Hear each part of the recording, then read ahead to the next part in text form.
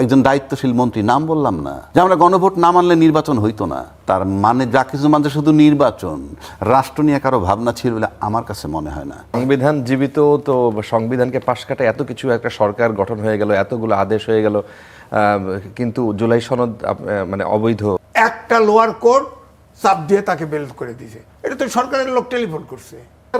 এখন উঠতেছে না কেন? বিচার আমার কথা হচ্ছে একটা, সংবিধানের চাইরে কথা এখন আছে, ইউনূস সাহেব না দিছে, আপনি এখন থাকে না কেন? বললে আমাকে বলবে আমি আওয়ামী লীগ সাপোর্ট করি। নো, আপনার সংবিধানের দোহাই দেন, তাই আমি বলতেছি সংবিধান মানবেন কোনটুক আপনি যেটুক ভালো লাগে, ইউনূস সাহেবের মানবেন কোনটুক যেটুক আপনার পক্ষে গেছে। কারণটা কি? ইউনূস সাহেব টোটালটা অবৈধ, মব ভায়োলেন্স করে গেছে, সব অবৈধ, শুধু নির্বাচন পোর্শনটা বৈধ। সেটাকেও 12টা বাজাই দিল এই নির্বাচন কমিশন, এইটুকু উপস্থাপন করে টোটাল নির্বাচনের ফলাফলটাকে উনি বিতরণ। সব পক্ষ ভাসে যাবে। জি, সব পক্ষ শেখ হাসিনা যে সংবিধান করে গেছে, এই রাজ্যকে ভাই 7-এর ক এবং খ, এই সংবিধান হাত দিলেই রাষ্ট্রদ্রোহী মামলা। সব রাষ্ট্র ওইগুলো তো ওতের পর রাষ্ট্রপতি অপসারণ করতে গেছে, ওতের পর আপনি ওত দিবেন, আপনি সংবিধানের জন্য জীবন দিবেন, আপনি ওত দেন কেন? হ্যাঁ, যখন ওত, তখন হচ্ছে যে রেফারেন্স যখন দিছে সে ওত নিয়ে নিছে। আপনি ইলেকশন দেন না, এটা আপনার ব্যাপার। এখন আপনি আওয়ামী লীগের লোকজন জামিন পাচ্ছে, এই জামিন পাচ্ছে মানে হচ্ছে যে নির্বাচনের আগে বলা হয়েছিল যে বিএনপির তরফ থেকে বলা হয়েছিল যে তারা এলাকায় এমনও বলছে যে আমরা যদি বিজয় লাভ করি আমরা আপনাদেরকে দেখে রাখবো। সংবিধান জীবিত, আদেশ দেওয়ার এখতিয়ার প্রেসিডেন্টের নাই, সুতরাং এটা অবৈধ। হ্যাঁ না ভোটে, আমি তো ভোট দিয়েছি, যে আঙুলে দাগ রয়েছে এখনো আছে। হ্যাঁ, এখনো ওঠে না, কায়দা করে দিছে। গত 1.5 বছরে ইউনূস এত কি ক্ষমতাশালী যে তার একজন পাবলিক প্রসিকিউটর প্রশ্ন আনলো যে সে দেখছে বস্তা তার ঘরে যাইতে। জুলাই সনদ তো হুবহু বাস্তবায়ন করার ম্যান্ডেট বিএনপির না, সব বলা আছে যে সব তারা যে ইলেকশন ম্যানিফেস্টো দিচ্ছে ওটার ভিতরে লিখিত আছে, আইনে তারা ঠিক আছে। জুলাই সনদ যদি বাদও হয়ে যায়, ধরেন কোর্ট বাদ করে দিলে তাদের তো 31 দফা আছে, 31 দফার ভিতরে নোট অফ ডিসেন্ট নাই। 31 দফা যেটা, সেটা হলো দলীয় ম্যানিফেস্টো। এটা বাংলাদেশের 100% জনগণের নয়, 100% জনগণের ম্যানিফেস্টো হইল গণভোট। প্রশাসক নিয়োগ ইস্যুটা নিয়ে আমরা শুরু করতে চাই। সেখানে ঢাকা উত্তর, দক্ষিণ সহ দেশের 6টি সিটি কর্পোরেশনের 6 জন পূর্ণকালীন প্রশাসক নিয়োগ দেওয়া হয়েছে। জানাব রাজ্জাকে, যদি আপনি একটু আপনার মতামত ব্যক্ত করেন যে এই জিনিসটাকে আপনি কিভাবে দেখেন। মির্জা ফখরুল ইসলাম আলমগীর তিনি বলেছেন যে তারা যত দ্রুত সম্ভব নির্বাচন দিতে চান এবং আবার পূর্ণকালীন প্রশাসক নিয়োগ দেয়া, এই দুটো বিষয় কি একটু সাংঘর্ষিক কিনা? দুটি বিষয়কে আপনি কিভাবে দেখেন? বিষয়টা হচ্ছে, দেখেন, আমরা নির্বাচনমুখী, মানে ইউনূস সাহেব ক্ষমতা আসার পর থেকে ফ্রম ডে 1 সবাই নির্বাচনমুখী। জি, সবাই নির্বাচনমুখী, সবাই গণতান্ত্রিক এবং সবাই সংবিধানকে গুরুত্ব দেয়, ইত্যাদি ইত্যাদি আলোচনাটা আমরা শুনছি। এবং সেখানে সংস্কার পরিষদ হইল, রাজনৈতিক দল 7-8 মাস করলো, শেষ পর্যন্ত চলে গেল একটা গণভোটে, অবশেষে আমরা একটা নির্বাচন পাইলাম। যে সরকারটা চলে গেল 18 মাস থেকে, সেটা কোনো সরকার নয়, এই কারণে সে কোনো রাজনৈতিক সরকার না, তাকে একটা বিশেষ পরিস্থিতিতে সবাই মিলে নিয়োগ দিছে।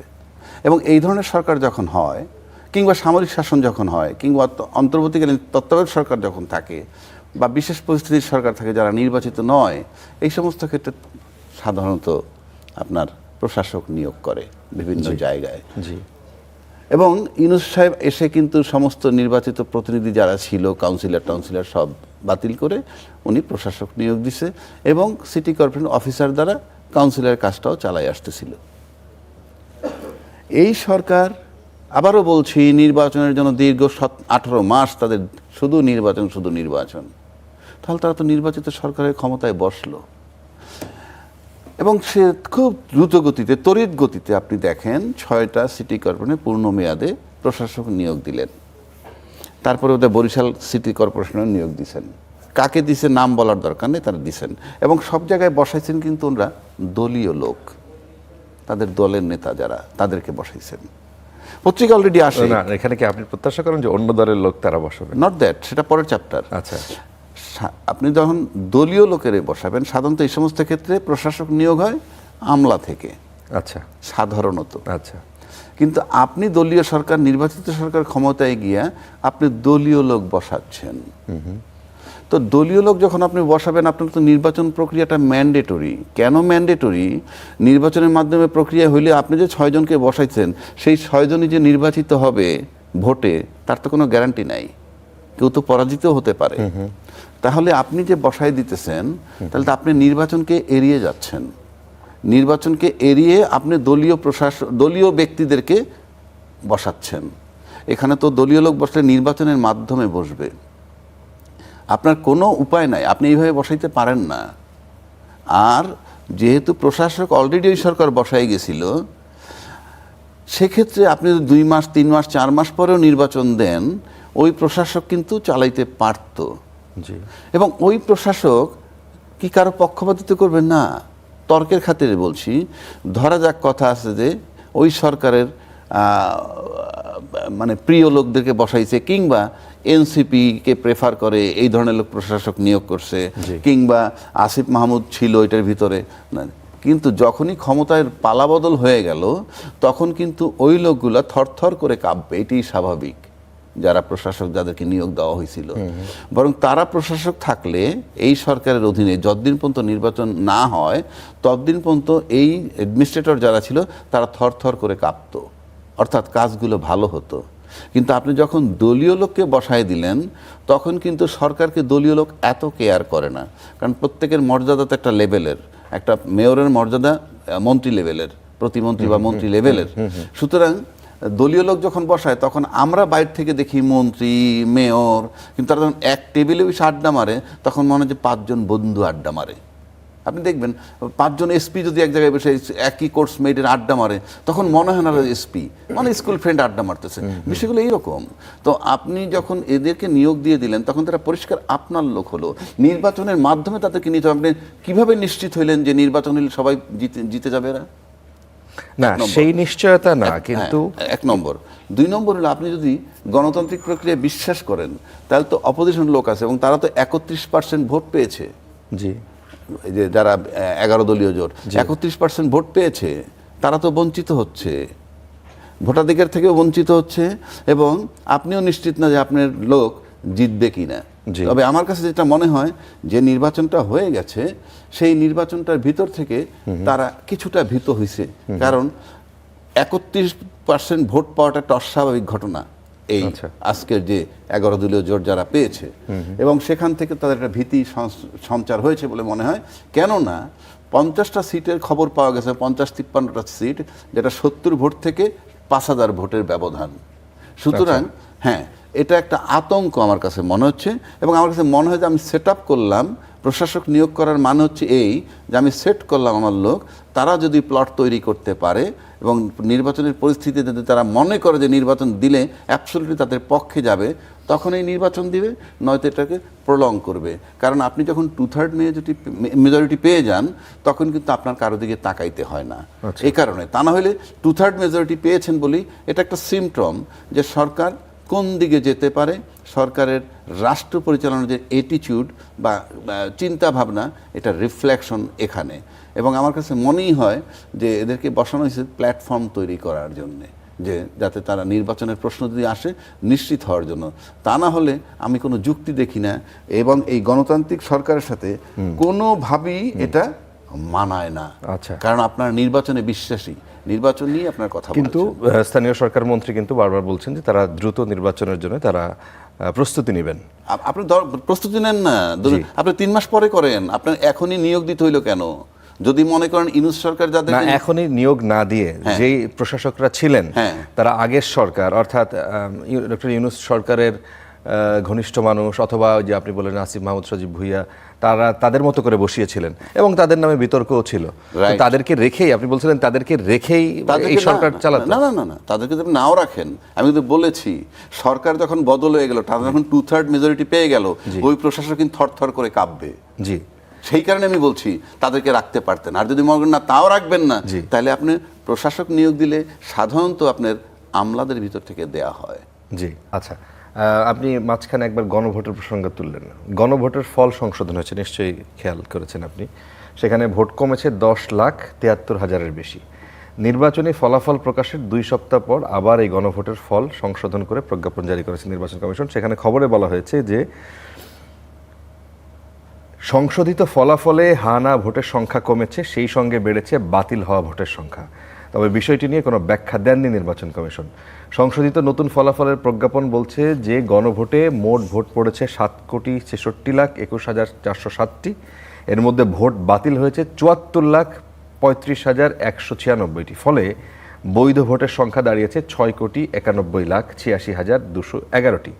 এর মধ্যে হা ভোটের সংখ্যা 4,72,25,980টি। এখন এর আগে নির্বাচনের ঠিক পর দিনই অর্থাৎ গত 13ই ফেব্রুয়ারি বেসরকারিভাবে গণভোটের ফলাফল প্রকাশ করেছিল নির্বাচন কমিশন। সেখানে বলা হয়েছিল গণভোট সারা দেশে হ্যাঁ ভোট পড়েছে 4,82,660টি। এখন আপনি বলবেন যে এই যে এতদিন পর, সে 13 তারিখের ফলাফল ঘোষণার পর আজকে নতুন করে 10 লাখ ভোট নির্বাচন কমিয়েছে, 11 লাখ ভোটের মতো কমিয়েছে, এই বিষয়টাকে আসলে কতটা গ্রহণযোগ্য হতে পারে বলে আপনার মনে হয়? কতটা গ্রহণযোগ্য সেটা বড় বিষয় না। বিষয় তো এটা রাষ্ট্র, এটা তামাশার জায়গা না, এটা রাষ্ট্র, এটা কোনো সমিতি না, এটা ক্লাব না যে চালাই দিলাম। জি, আপনি এত জনবল ব্যবহার করেছেন, একটা সুন্দর নির্বাচন উপহার দিছেন, সেই নির্বাচনে গণভোটে হাতে কত পড়েছে নাতে কত পড়েছে সেগুলো প্রকাশ করেছেন। প্রকাশ করার পর তার ভিত্তিতে অলরেডি রেজাল্ট পাবলিশড হয়ে গেছে। শুধু তো ওই গণভোটের ভোটই গণেন নাই, যারা দলীয় ভোট নির্বাচন যারা করে তাদের ভোটও গণনা করছেন। এবং সেই ভোট চলাকালীন সময় কিংবা ফলাফল যখন চূড়ান্তভাবে আসে নাই, এর ভিতরে অনেকগুলো অভিযোগ আসছে। সেই অভিযোগ আমার নয়, ওনারও না, সেই অভিযোগটা আসছে অন্য দলের পক্ষ থেকে। এখানে ইঞ্জিনিয়ারিং হয়েছে, এইটা হয়েছে, সেইটা হয়েছে, কাটাছিড়া হয়েছে, বিভিন্ন কথা আসছে। তো নির্বাচন কমিশন যখন আজকে প্রকাশ করলো গেজেট নোটিফিকেশন, এবং সেখানে কিছু ভোট কমছে, এখনও হা ভোটই জয়যুক্ত হয়েছে, কিন্তু কিছু ভোট কমছে, 74 লাখ ভোটের কথা বললেন যেটা নষ্ট হয়েছে, এই যে বিষয়গুলা, এটা তো আপনি একটা প্রশ্ন থ্রো করে দিলেন যে আপনার কাউন্টিং নিয়ে জটিলতা আছে, এবং আপনার এই কাউন্টিং জটিলতা আপনি সমস্ত কাউন্টিংয়ের আপনি ডাউট প্রকাশ করতে পারেন, কারো কিছু করার থাকবে না। আমার কাছে যেটা মনে হচ্ছে ব্যক্তিগতভাবে, আমার ধারণা, আপনার এই থেকে আমার ধারণা যে ইতিমধ্যে আমরা দেখছি যে নানান জায়গা থেকে আওয়ামী লীগের লোকজন জামিন পাচ্ছে। এগুলো কিন্তু আমার মাথা ব্যথা নয়। আমার মাথা ব্যথা না এই কারণে, আমি রাজনীতিতে সম্পৃক্ত না। ওই দল একটা আটক থাকলে কার সুবিধা হয়, দল মাঠে আসলে কার বেকায়দা হয়, এগুলো আমার সাবজেক্ট না। বাট আওয়ামী লীগ কিন্তু আওয়ামী লীগের লোকজন জামিন পাচ্ছে।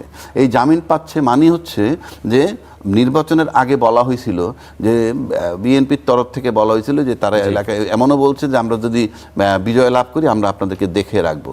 তো এখন আওয়ামী লীগ যেভাবে বেইল পাচ্ছে, তাতে মনে হয় আওয়ামী লীগের কাছে একটা বদ্ধমূল বিশ্বাস হয়েছে, তাদের সহায়ক সরকার আসছে এবং ইন অ্যাকশন তারা প্রমাণ করতেছে। তাই এই যে একটা নির্বাচন কমিশনের প্রশ্নটা তুলে দিল, এই প্রশ্নটা তুলে দিয়ে সে কিন্তু হা ভোট, যে গণভোটের যে বিষয়টা, সেটাকে তিনি বিতর্কিত করে দিলেন।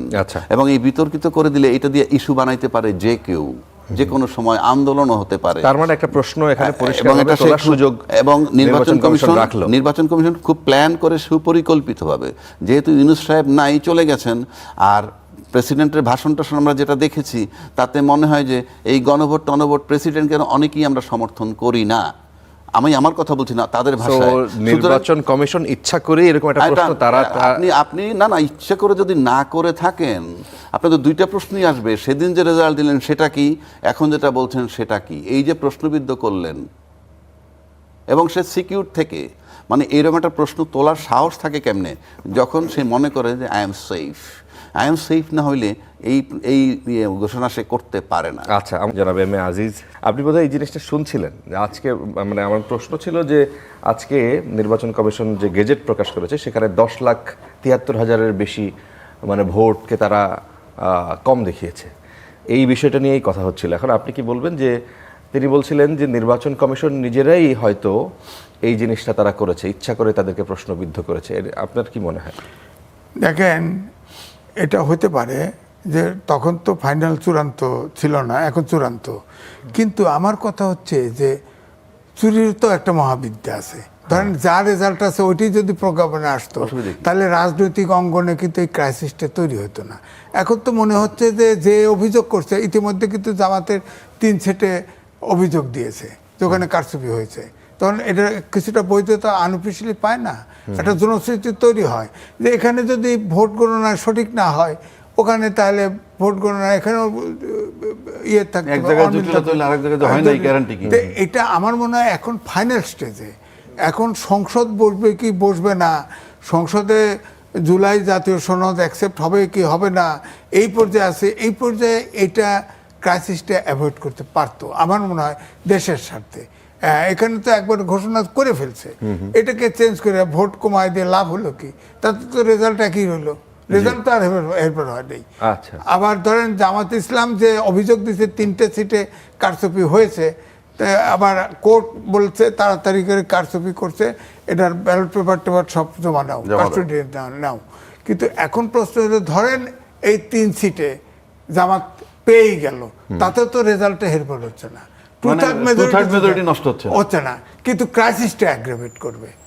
আমার বললো বক্তব্য আপনারও কি একই মত যে নির্বাচন কমিশন তারা ইচ্ছা করেই বা তাদের মধ্যে থেকে কেউ এই জিনিসটাকে মানে ট্রিগার করে দিল যে আলোচনা থাকুক, মানে বিতর্ক আছে নির্বাচন নিয়ে? না, দেখেন এর সাথে আমি বলি যে হাইকোর্টে অলরেডি একটা রিট পিটিশন আছে এগেনস্ট জুলাই জাতীয় সনদ, তার হিয়ারিং সম্ভবত 1 তারিখে হবে। জি, তাহলে এটার লিগ্যালিটি নিয়ে তখন তো বলবে, এখন তো অভ্যুত্থান তো ওখানে করে লাভ হবে না, আইনে আসতে হবে জুলাই সনদ বৈধ কি বৈধ না।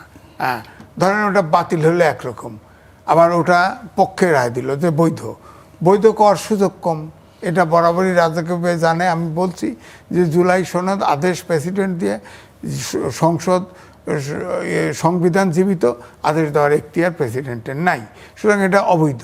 তো আমি যদি ধরেন অবৈধ হয়ে আসে, আর এই ক্রাইসিসটাও যদি ভোটের সংবিধান জীবিত, তো সংবিধানকে পাশ কাটায় এত কিছু একটা সরকার গঠন হয়ে গেল, এতগুলো আদেশ হয়ে গেল, কিন্তু জুলাই সনদ মানে অবৈধ আপনার মতে?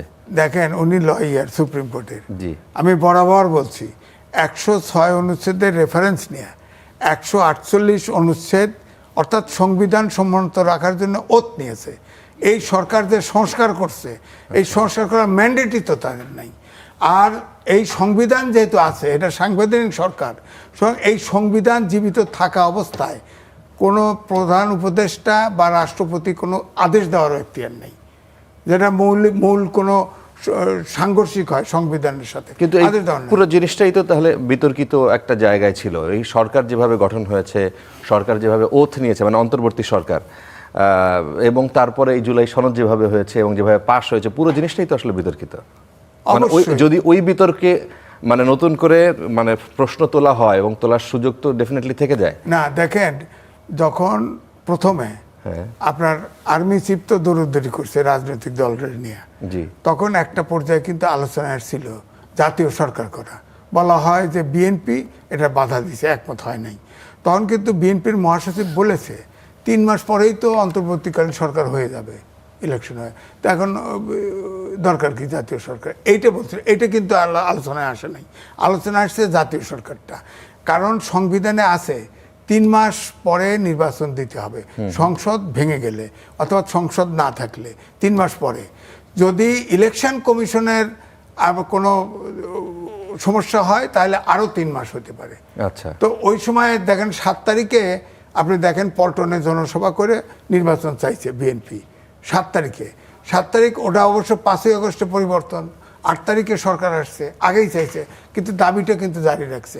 কিন্তু এই সরকার আপনি খেয়াল করে দেখেন, প্রথম দিকে পাশ দিয়ে মানুষ হাঁটে, আপনি 5 বছর থাকেন, আপনি 10 বছর থাকেন।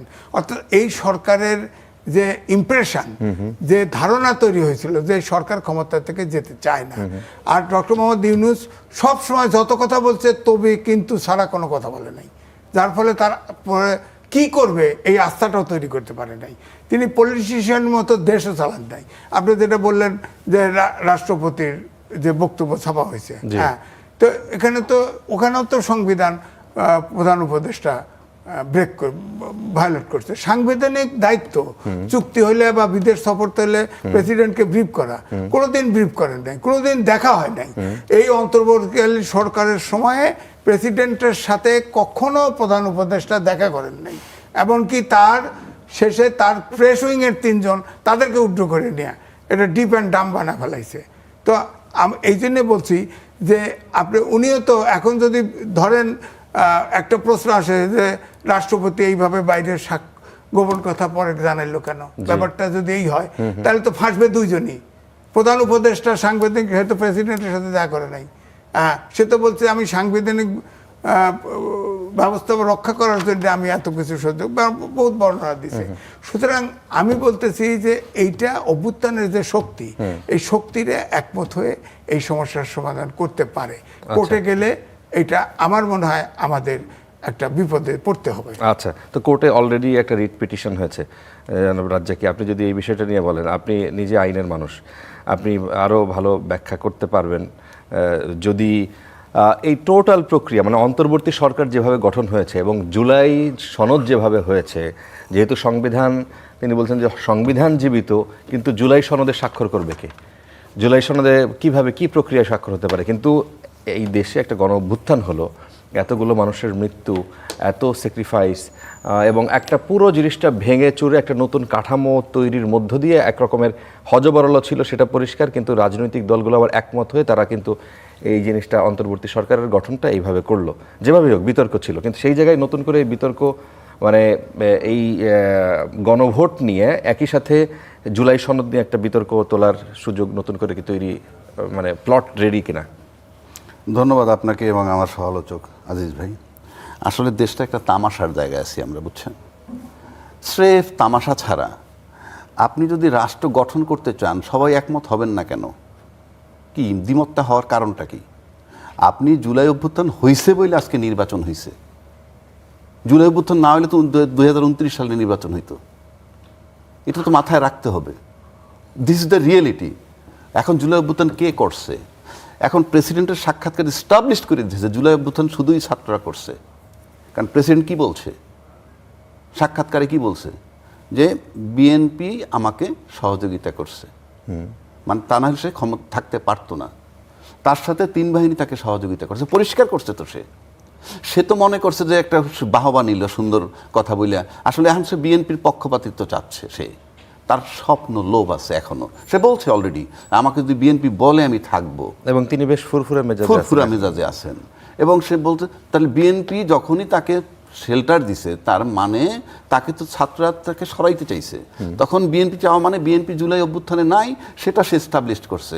তার এই ইন্টারভিউতে বিএনপির যে কত বড় ক্ষতি করছে সেটা বিএনপি ওই মুহূর্তে বুঝে নাই, রাষ্ট্রপতিও বোধহয় বুঝেন নাই, কিংবা জুলাইটাকে স্বীকৃতি দেবে না, তাতে ঐক্যমত্য তারা আছে। তা না হলে জুলাই না হলে আপনি নির্বাচন পাবেন না, নাম্বার 1। নাম্বার 2, সংবিধানের কোন সংবিধানে নির্বাচন করছেন 2026-এর ফেব্রুয়ারিতে? 2026-এর ফেব্রুয়ারিতে নির্বাচন কোথায়? আজিজ ভাই যেমন বললো সর্বোচ্চ আপনি 180 দিন নেবেন, তাতে কি হয়? 8ই আগস্ট থেকে যদি ধরেন, 8ই আগস্ট 2024 থেকে যদি ধরেন, তারপরে 180 দিন যদি আপনি ধরেন, তাতে 7ই ফেব্রুয়ারি 2025 পর্যন্ত হয় না। তারা তো তত্ত্বাবধায়ক সরকার ছিল না। আমি তো সে জায়গাটাই আসতেছি। আপনি সংবিধানই যদি ধরেন, তাতে আসে 7ই ফেব্রুয়ারি 2025। কিন্তু 12ই ফেব্রুয়ারি 2026 কি তামাশা? যে আপনি মানে আমরা যখন মন চায় তখন কোন সংবিধান কি এটা পারমিট করে? যখন মন চায় তখন তো করে না। আপনি সংবিধানে নাই, ফ্রম ডে 1 আমি বলে আসতেছি, তা আপনি সংবিধানে নাই। আর যদি আপনার সংবিধানে থাকেনি, আমি রাষ্ট্রপতিকে বলবো আপনি তো মারাত্মকভাবে সংবিধান ভায়োলেট করতেছেন। সংবিধানের 4-এর কতে বলা আছে না, সংবিধান নাই, তাহলে রাষ্ট্রপতি, আমি বলতে এই প্রক্রিয়াগুলো কি হলো? তাহলে রাষ্ট্রপতিকে কেন রাখা হলো? আমি তো সেটাই বলতেছি, সেই জায়গায় তো আসলাম। জি, রাষ্ট্রপতি বলছেন ওই ইন্টারভিউতে যে আমি জীবন দিয়ে সংবিধানের ধারাবাহিকতা রক্ষা করব। এইটা তার প্রতিজ্ঞা ছিল। উনি জীবন দিলেন কোথায়? উনি যে 4-এর কয়ের যে ধারাটা ফলো করেন নাই, সেখানে কি আছে? এটা বলবে যে আমরা আওয়ামী লীগের। আপনি সংবিধানের দয় কেন দেন? ওখানে বলা আছে সব জায়গায় বঙ্গবন্ধুর ছবি হ্যাঙ্গিং থাকবে। জি, মানে সমস্ত অফিস, আদালত, বিদেশি দূতাবাস ইত্যাদি। সংবিধান 4-এর কতে আপনি তো আপনার রাষ্ট্রপতি তো সেটা ভায়োলেট করছেন। আপনার ওখান থেকে 11ই নভেম্বর 2024-এ এটা নামানো হয়েছে, অথচ আপনি বলতেছেন আপনাকে 3 বাহিনী এবং বিএনপি আপনাকে শেল্টার দিছে। তাহলে তারপরে এইটা আপনি ফলো করেন না, আপনি তো নিজেই সংবিধান ভায়োলেট করছেন। 1, 2, আপনি জানতেছেন ইউনূস সরকার সাংবিধানিক না, you are supported by BNP and army. তো আপনি ওত দিলেন কেন? আপনি তো জানেন সে সাংবিধানিক না, আপনি ওত দিলেন কেন? তখন রাজ্জাক ভাই পরে হয়েছে এটা। কি ওই সময় না, ওতের পরে হয়েছে। ঠিক আছে, ওদের পরই হোক, দিছেন তো। আচ্ছা, তারপরে ইউনূস সরকার অবৈধ, অসাংবিধানিক, তার অধীনে নির্বাচন নিয়ে যারা আজকে বসলেন তার বৈধতা থাকে কিনা? যদি আপনি ওইটার বৈধতা না দেন, আপনার সে নির্বাচনের পার্টটা বৈধ হয়ে গেল আর সব অবৈধ হয়ে গেল। উনি যে নির্বাচনটা দিলেন এই টাইমটা, এইটা বৈধ হয়ে গেল আর সব অবৈধ হয়ে গেল। এটা তো সহজ না রে ভাই। আমি বারবার বলি, এটা রাষ্ট্র, দেশ ওই জায়গায় নাই। আপনারা যদি মনে করেন যে ওখানে বসে বসে এখানে সব ঠিক করে ফেলবেন, বাংলাদেশে শেখ হাসিনার চেয়ে প্রশাসনকে সর্বোচ্চ লেভেলে ব্যবহার করতে কেউ পারেনি। হাইয়েস্ট লেভেলে ব্যবহার করছে সে। বাংলাদেশে এ পর্যন্ত যারা এখন তার 30 ভাগের 1 ভাগও ক্ষমতার দাপট দেখাইতে পারবেন বলে এই প্রশাসন দিয়ে আমার কাছে মনে হয়। সেটা কি পজিটিভলি বললেন না নেগেটিভলি? আপনি নেগেটিভলি, আমি বলছি হাসিনারটা নেগেটিভলি বলছি, জোর করছে। কিন্তু আজকে যদি আমরা এই যে কথাগুলো আনতেছি, এগুলো যদি নিয়ে আসি, আমি তো তাইলে আমাকে নেগেটিভ হইতে হবে। এত বিতর্কের পরে যদি আপনি থাকেন তাহলে তো আপনি নেগেটিভ। এই যে বললাম 6 জন অ্যাডমিনিস্ট্রেটর নিয়োগ দিচ্ছেন, গণতান্ত্রিক সরকার, আপনি নির্বাচনে বিশ্বাসী, আপনি দলীয় লোককে কিভাবে নিয়োগ দিয়ে দেন? তাহলে আপনি নির্বাচনে বিশ্বাসী না, কিংবা আতঙ্কিত নির্বাচনের ফলাফল নিয়ে। 3 নম্বর যদি আসে, নির্বাচন কমিশন যেটা করলো, প্রবলেম একটা ক্রিয়েট করে দিল। উনি তো ডাউট তৈরি করে দিলেন, পুরো নির্বাচন প্রক্রিয়া নিয়ে ডাউট হবে এখন। যে আপনি যখন এইখানে এত ভোট কমায় ফেললেন, আপনি তো পুরো নির্বাচনের ফলাফলটাকে বিতর্কিত করে দিলেন। এই যে বিতর্কিত, এটার খেসারত কে দিবে? আমি আবারও বলছি, এটা রাষ্ট্র, এটা তামাশা না। এটা মস্করা করতে বসছেন আপনারা। নির্বাচন কমিশন তড়িঘড়ি করে আপনারা নির্বাচনের ফলাফল দিয়ে দিলেন। এখন 74 লাখ ভোটের আপনি বলতেছেন বাতিল হয়ে গেছে, তাই না? 74 লাখই তো বললেন। জি, 10 লাখ 74,000। 10,74,000 বাকি হয়ে গেল। এটা কি তামাশা? কি গুনছেন আপনি? 10 লাখ ভুল হয়েছে, এত প্রশাসন, এত কিছু। সুতরাং তামাশা না, পুরা প্রক্রিয়া। এই যে মিথ্যা হইলে কি হয় জানেন? আমরা বারবার বলছি, সিম্পল বৈধতা দিলে হইতো কি, ওই যে জুলাই ঘোষণাপত্র বানাইছিল এত বড় বড় রাজনীতিবিদ, ওইখানে যদি ঘোষণা করে দিত যে এই সরকারকে অন্তর্বর্তীকালীন সরকার হিসেবে ঘোষণা করা হইল, এবং তার মেয়াদ 8ই আগস্ট 2024 থেকে 30 জুন 2026 পর্যন্ত দেওয়া হইল, এবং এর ভিতরে উনি একটা নির্বাচন করবেন এবং নির্বাচনে হ্যান্ড ওভার করবেন। এই জুলাই ঘোষণাপত্র যদি থাকতো, তাতেও তারা বৈধতা পান। 3 নম্বর, এখন যদি গণভোটের আলোকে আপনি সংবিধান সংস্কার না করেন, আপনি সংবিধানে ঢুকতে পারবেন কিভাবে? গায়ের জোরে, নিয়মতান্ত্রিকভাবে না। আমি আবারও বলছি, 142 অনুচ্ছেদে আছে কি, 2/3 হইলে আপনি সংবিধানের সংশোধন করতে পারবেন, যেভাবে খুশি সেভাবে বলা আছে। আবার 7-এর খতে বলা আছে, 7-এর খতে বলা আছে এই যে 142-এ যা কিছু বলা থাকুক না কেন,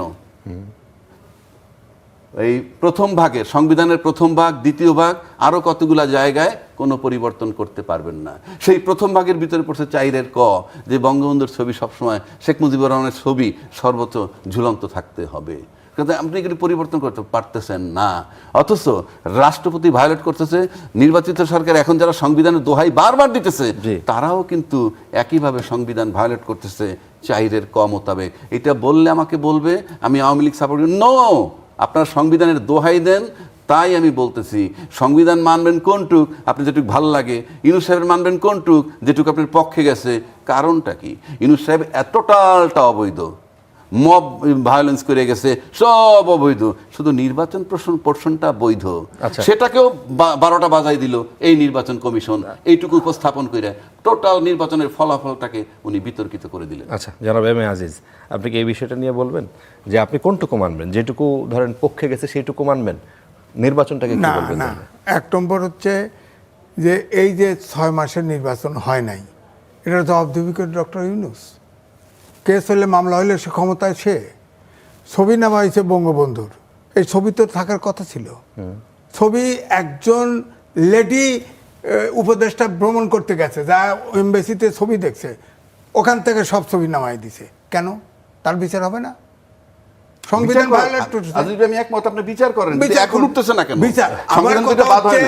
আমার কথা হচ্ছে একটা, সংবিধানের 4-এর কথা এখন আছে, ইউনূস সাহেব না দিছে, আপনি এখন থাকে না কেন? এই ডক্টর মোহাম্মদ ইউনূস, আপনি একটা জিনিস খালি মাথায় নেন যে বঙ্গভবনে উনি একদিনও যান নাই, 18 মাস একদিনও যান নাই। কত বড় অডাসিটি! সে সরকার প্রধান হয়েছে, সে এনজিওর মতো অফিস করছে, তার বাংলাদেশ গ্রামীণ ব্যাংকের নিচতলায় অফিস, তার ছবি দিয়ে করছে, কিন্তু সে সংবিধান মানবে না। ওত নিছে তো, ওইখানে তো আমিও উপস্থিত ছিলাম বঙ্গভবনে। 106 অনুচ্ছেদের রেফারেন্স আর আসতেছে না, এই জন্য অপেক্ষা করছে। অপেক্ষা করার পরে তারপরে ওত নিছে। উনি কি নাই আন্তর্জাতিক না, রাষ্ট্রপতি ওই ইন্টারভিউতে রাষ্ট্রপতি যেভাবে অভিযোগ করেছেন যে তার কোনো কথা মানে নাই, তার সাথে দেখা করে নাই, তাকে একটা পুতুল এবং শাস্তির মতো করে জেলখানার মতো করে সে ওখানে ছিল, কিন্তু তাকে ওত দিল কেন? উনি ওত দিলেন তো আগে দিছে, পরে তো এগুলো হয়েছে। যেমন ধরেন এই যে ওখানে তাকে তখন পদত্যাগের জন্য ঘেরাও করছে, সেখানে তো নাহিদ ইসলামের সাথে তার কথা হয়েছে, রাষ্ট্রপতির সাথে কথা হয়েছে। নাহিদ ইসলাম বলছে যে ভ্যান গাড়ি করে, অমক করে, ঠেলা গাড়ি করে যারা গেছে তারা আমাদের লোক না, এগুলো আমরা বের করে দিচ্ছি। না, ওইগুলো তো ওতের পর, ওইগুলো তো ওতের পর রাষ্ট্রপতি অপারেশন করতে গেছে, ওতের পর আপনি ওত দিবেন, আপনি সংবিধানের জন্য জীবন দিবেন, আপনি ওত দেন কেন? হ্যাঁ, যখন ওত, তখন হচ্ছে যে রেফারেন্স যখন দিছে সে ওত নিয়ে নিছে। আপনি ইলেকশন দেন নাই, এটা আপনার ব্যাপার। এখন আপনি সংবিধান ভায়োলেট করছেন, সে তো সংবিধান অনুযায়ী ওত দিয়ে দিছে। আচ্ছা, এইটাও কি এক রকমের সংকটের মধ্যে নিয়ে যাওয়ার কি এক ধরনের প্রবণতা, মানে কোনো গ্রুপ বা মানে আইনগত দিকের এই দিকে যখন আপনার প্রশ্ন তোলেন, কেউ প্রশ্ন তোলে বা তুলবে, এখন এটাই স্বাভাবিক, এটা তো সব জায়গায় সবাই আটকে যাবে, কারণ এটা মানে একটা নিয়মতান্ত্রিক গভর্নমেন্ট হয় না। আমার বক্তব্য হচ্ছে আপনি সব পক্ষ ভাসে যাবে। জি, সব পক্ষ, শেখ হাসিনা যে সংবিধান করে গেছে, এই রাজ্যকে প্রায় 7 ক এবং খ, এই সংবিধান হাত দিলেই রাষ্ট্রদ্রোহী মামলা, সব রাষ্ট্রদ্রোহী। এই যে আপনি ঐকমত্য কমিশনের সংস্কার প্রস্তাব দিচ্ছে না, জি, এই প্রস্তাবও দিতে পারে না। এই প্রস্তাবের সংবিধান ফেসে যাবে, তো সবগুলো রাষ্ট্রদ্রোহী মামলা হবে। বঙ্গবন্ধুর ছবি নামাইছে, যে নামাইছে যার অর্ডারে, সে তো রাষ্ট্রদ্রোহী মামলায় পড়বে। এই যে ইলেকশন বাড়াইছে, রাষ্ট্রদ্রোহী মামলা পড়বে। আবার এই যে নাহিদ ইসলাম টেলিফোনে কইছে না, ঠেলাগাড়ি হয় নাই লোকা, ভ্যানেশ্বরে রাষ্ট্র কেন লোক, হকার ফকার এগুলো আইছে, আসে রাষ্ট্রপতির ওয়াল ডেঙ্গায় ওই পাশে ঠাস হয়ে পড়ে, আবার 3 বাহিনী নেমে একটা প্রোটেকশন দেয়। এগুলো তো এখানে পার্টিকুলার নাম বলে নাই, কিন্তু আমরা জানি একটা অ্যাডভাইজার এগুলি করছে। কারণ হচ্ছে সরকারের ভিতরে একটা কুপ্রচেষ্টা হয়েছে যে ডক্টর মোহাম্মদ ইউনূসকে বাদ দিয়ে সরকার করবে, এরকম একটা প্রস্তাব। আচ্ছা, আপনি কি এর সাথে যদি মিলান, এখন যে আজকে দেখলাম আমরা সাবেক মেয়র সেলিনা হায়াৎ আইভীকে 5 মামলায় জামিন, আপনার কক্সবাজারের একজন এবং সে আগে থেকেই, সে আওয়ামী লীগের সময় থেকেই কুখ্যাত ছিলেন একজন এমপি, তাকেও জামিন দেয়া হলো। তো এর সাথে কি আপনি মিলান কোনোভাবে, যে ধরেন এখন এই আওয়ামী লীগের লোকজন জামিন পাচ্ছে এবং তারা আবার সক্রিয় হচ্ছে বিভিন্ন জায়গায়? এর সাথে আমি উদাহরণ দিই, আমাদের সাংবাদিক 200-এর অধিক গ্রেপ্তার আছে। আমাদের প্রেস ক্লাবে আসে, ওই যে তখন ছাত্ররা আসে লিস্ট করে দিছে, এরা চেনে, এরা ফেসিবাদের দোষর, প্রেস ক্লাবের মেম্বারশিপ চলে গেছে, চলে গেছে। এখন যারা জেলে ঢুকছে তারা আর বেরোয় না, এদের ভিতরে আবার খুনের কোষা ঢুকে দিছে। আমার কথা হচ্ছে এই সাংবাদিকদের ভিতরে অনেক দুর্বৃত্ত আছে, ফৌজদারি অপরাধ করলে তাদের বিচার হোক। যে অপরাধ করে নাই তার তো কোর্টে হেয়ারিং উঠবে তো না, বেরোইছে, ঢুকছে কেউ বেরোয় না, ঢুকছে কেউ বেরোয় না। এই যে সর্বশেষ আনিস আলমগীর, তাকে ওয়ারেন্ট দিয়ে করছে, কোনো অভিযোগ দিয়ে করছে, আগে নিয়ে গেছে, নিয়ে যাওয়ার পরে তাকে আপনার সাংবাদিক তার মামলা দিছে, এখন আবার দুদকের কেস সাজানো হচ্ছে। তো এগুলো কি? এটা তো আইনের শাসনের ব্যাখ্যা না। কোর্ট তো এখন ধরেন আপনি আবার আইভির কথা বললেন, আইভি যখন একটা ক্লিন ইমেজের লোক দিয়ে আওয়ামী লীগ তৈরি হবে, এরকম যখন জনশ্রুতি তৈরি হলো, তখন আপনি ধপাধপ আইভির বিরুদ্ধে মামলা দিয়ে দিলেন। আইভি তো সবসময় ওখানের গডফাদার শামীম ওসমানের বিরুদ্ধে ফাইট করছে। কেন? তার আগে আব্দুল মান্নান আগের অর্থ প্রতিমন্ত্রী ছিলেন, পরিকল্পনা প্রতিমন্ত্রী ছিলেন, তারপরে সাবের হোসেন চৌধুরী, তাদেরকে জামিন দিল না? জামিন দিছে সাবের হোসেন চৌধুরী, ওটা নিয়ে তো আমিও কথা বলছি যে সে রিমান্ডে ছিল, 6টা খুনের মামলা ছিল, একটা লোয়ার কোর্ট চাপ দিয়ে তাকে বেল করে দিয়েছে। এটা তো সরকারের লোক টেলিফোন করছে, লোয়ার কোর্ট থেকে জামিন দিয়ে দিয়েছে একবারে। তখন তো আমরা সমালোচনা করছি, এভাবে তো হয় না। রিমান্ডে আপনি রাখলেন, 6টা খুনের মামলা দিয়ে দিলেন, এখন তো প্রশ্ন আসে সাবের হোসেন আদৌ খুন করছে কিনা, আর না হলে ওই কোর্ট তাকে প্রেশার দিয়ে তার জামিন দেওয়া হয়েছে। এবং আমার কাছে সাক্ষী আছে, আমি বলতে পারবো না, কোর্টের সেই জাজ বলছে আমি বাধ্য হয়ে এটা করছি, আর একটা অ্যাডভোকেট আমাকে বলছে আমাকেই বলছে। সুতরাং এই দেশে এই দুটো তুগলকি কাণ্ড হয়েছে, তো এই 18 মাসে তুগলকি কাণ্ড হয়েছে। আপনি কি এই বিষয়ে নিয়ে বলবেন যে ওনাকে যে আমি কয়েকটা কথা বলি এই বিষয়ে। ইউনূস সাহেব ক্ষমতায় আসার পর উনি রাষ্ট্রপতি হইতে চেয়েছেন এবং এটা আমরা জনশ্রুতি সবাই বলছি। ওনার স্বপ্ন, উনি লোভী, উনি রাষ্ট্রপতি হবেন এবং এই জন্য ছাত্রদের আন্দোলন করছেন, প্রোটেকশন দিছে বিএনপি এবং আর্মি। এটা আমরা আগে বলছি, অনুমান ভিত্তিক, প্রেসিডেন্ট ক্লিয়ার করে দিছে, রাষ্ট্রপতি সাহেব ক্লিয়ার করে দিছেন যে ওনাকে সরাইতে পারে নাই এই কারণে। তারপর ইউনূস সাহেবের এত কি ক্ষমতা, এত কি শক্তি, সংবিধান টংবিধান কিচ্ছু মানলেন না। উনি ফেব্রুয়ারি 2026 পর্যন্ত নির্বাচন নিয়ে আসলেন আর সবাই তাকায় তাকায় দেখলেন। এটা তো ক্লিয়ার করে দিছে একজন দায়িত্বশীল মন্ত্রী, নাম বললাম না, যে আমরা গণভোট না মানলে নির্বাচন হইতো না। তার মানে যা কিছু মানে শুধু নির্বাচন, রাষ্ট্র নিয়ে কারো ভাবনা ছিল বলে আমার কাছে মনে হয় না। কেননা যেই গণভোট আমরা করলাম বা যেই সংস্কার গণভোটের মধ্যে উল্লেখ করা আছে সেটা যদি বাস্তবায়ন হয়, আপনি বলেন, বুকে হাত দিয়ে বলেন, আজিজ বেরো বলি আমি, রাষ্ট্রের কোনো ক্ষতি হবে? এই সংশোধনে রাষ্ট্রের কোনো ক্ষতি হবে? হবে না। রাষ্ট্রের সাধারণ মানুষের কোনো ক্ষতি হবে? হবে না। কারো কোনো ক্ষতি হবে না। ক্ষতি হবে কাদের? ক্ষতি হবে রাজনৈতিক দলের। তাদের যে ক্ষমতা কুক্ষিগত রাখে একটা দল, সেই পাওয়ার ডিস্ট্রিবিউট হয়ে যাবে।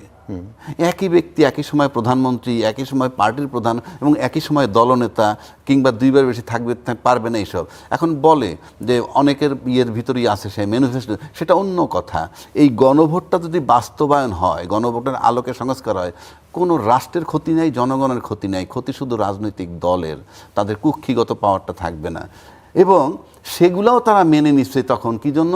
যে 2/3 মেজরিটি যদি পেয়ে যায় কল্পনা, ওগুলো এড়াইয়া যেতে পারবে। নাহলে যে মন্ত্রী বলতেছে, যেই মন্ত্রী বলতেছে যে আমরা এগুলা মেনে নিয়েছি, গণভোট মেনে না নিলে নির্বাচন হইতো না, তার মানে নির্বাচনটাই ছিল শুধুই লক্ষ্য, আর কিছু নয়। এরপরে আসেন, এই নির্বাচনের জন্য তারা সব মেনে নিছে, যার জন্য আগেও বলছি ওনার সমস্ত কর্মকাণ্ড অবৈধ, কিন্তু নির্বাচন পোর্শনটা বৈধ। এইবার আসেন প্রসিকিউটর নিয়ে যে কথাটা বলল, এই প্রসিকিউটর দুর্নীতি করছে কি করে নাই সেই চ্যালেঞ্জ আমি এখানে করতে বসি নাই। করলে করতে পারে, সেটা তদন্ত হোক, কিন্তু আপনাকে মাথায় রাখতে হবে সে বিচারটা করতেছে কার বিচার করতেছিল? বাংলাদেশের একজন সাবেক সরকার প্রধান, অন্যদের নাম বলার দরকার নেই তো, প্রধান আসামি শেখ হাসিনা, সমস্ত প্রশাসন তার, 16 বছরের সমস্ত বিচার ব্যবস্থায় ছিল তার হাত। সেই লোকগুলোই তো আছে ডাইরেক্ট ইনডাইরেক্ট, এই কর্নারে নয় সেই কর্নারে, তার ভিতরে বিচার করতে গেছে শেখ হাসিনার। সেকেন্ড কি, কিছু আর্মি অফিসারের বিচার ওখানে চলছে। সেই আর্মি অফিসারের সাথে, সেনাপ্রধানের সাথে কিন্তু তাজুল ইসলামের নাকি কথাবার্তা, অনেক বৈঠক হয়েছে, অনেক চ্যালেঞ্জ হয়েছে, সে কোনো কিছুতে হার মানে নাই। 1952 আর্মি অ্যাক্টে বিচার করতে চাইছে সেনানিবাস আর্মি, সেটাও হয় নাই ফাইনালি। তাহলে আপনি বুঝেন যে আসামিগুলো কারা। এই রকম আসামি থাকলে ওই যে পাবলিক প্রসিকিউটর 24 আওয়ার সার্ভিলেন্সের মধ্যে থাকার কথা। এটাই আর্মির কাজ, এটাই গোয়েন্দাদের কাজ। কারণ আপনি এমন ব্যক্তির মামলা করতেছেন যেই ব্যক্তির পক্ষে টোটাল দেশের প্রশাসন এখনো মনে মনে।